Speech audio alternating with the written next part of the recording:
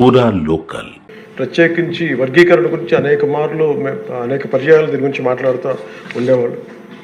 నాకు తెలిసిన అనేక మంది మేధావుల్లో ఒకరు చాలా కీలకమైన వ్యక్తి central university professor Shri Nimmaladinna Sudhakar గారు. అలాగే మాదిగ ఐక్యత కోసం కలిసి ఉండాలి కానీ వర్గీకరణ జరగాలని కోరుకునే కళాకారుడు కవి మాస్టర్జీ గారు.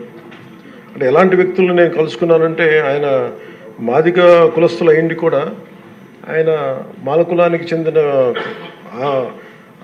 ఆంధ్రాకి చెందిన మాలకులానికి చెందిన వ్యక్తిని పెళ్లి చేసుకొని మాదిగ ఐక్యత ఉండాలి కానీ వర్గీకరణ జరగాలని ఇలాంటి ఎన్నో ఆర్గ్యుమెంట్స్, ఎన్నో రకాల అభిప్రాయాలు ఉన్నాయి. వీటన్నిటి మధ్యలో మేము ఒక బలంగా దీన్ని తీసుకున్నాం అధ్యక్ష.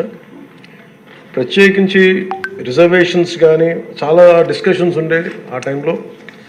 ప్రత్యేకించి మన వర్గీకరణ గురించి, అలాగే క్రీమీ లేయర్ గురించి, అలాగే ఇంకా కులం గుర్తింపు లేని కులాలు బేడా బుడగ జంగాల గురించి, రెల్లి కులస్తుల గురించి అనేక మార్లు చాలా విస్తారమైన చర్చలు ఉన్నాయి అధ్యక్ష. కానీ ప్రత్యేకించి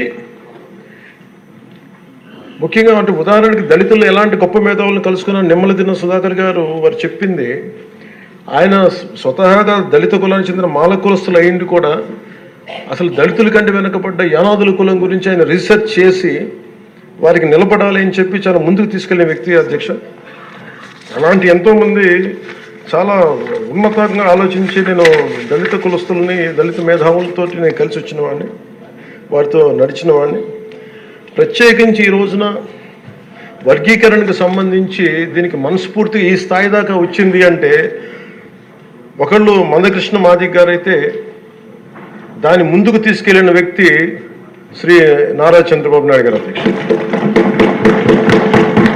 ప్రత్యేకించి మేము హైదరాబాద్ రోడ్ల మీద మేము తిరుగుతున్నప్పుడు మందకృష్ణ మాదిగ గారు అప్పుడు మాదిగ కులానికి వన్నె తెచ్చిన, ఆత్మగౌరవం అనే నినాదం తెచ్చిన మందకృష్ణ మాదిగ గారికి మనస్ఫూర్తిగా నేను వారికి నా ధన్యవాదాలు తెలుపుతున్నాను అధ్యక్ష. ఎందుకంటే ఒక చిన్నబుచ్చుకునే తనం నుంచి మిగతా కులాలకి ఏమాత్రం సర్నేమ్స్ అని అన్ని కులాలు పెట్టుకుంటాయి, కానీ మాదిగ కులం పెట్టుకోవాలంటే ఇబ్బంది పడే పరిస్థితుల్లో నేను మాదిగానే చెప్పగలిగే గుండె ధైర్యంతో, ఆత్మగౌరవంతో దాన్ని ముందుకు తీసుకెళ్లిన మందకృష్ణ మాదిగ గారిని అసెంబ్లీ సాక్షిగా మనస్ఫూర్తిగా వారిని అభినందిస్తున్నాను అధ్యక్ష.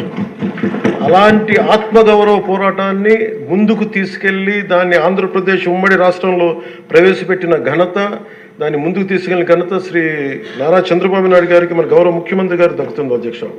ఈ రోజున దేశ స్థాయిలో దీన్ని ముందుకు తీసుకెళ్ళగలుగుతున్నాం అంటే ప్రధానమంత్రి గారి దృష్టిలో పడిందంటే దానికి నాంది ఆంధ్రప్రదేశ్ నుంచే పడింది అధ్యక్ష.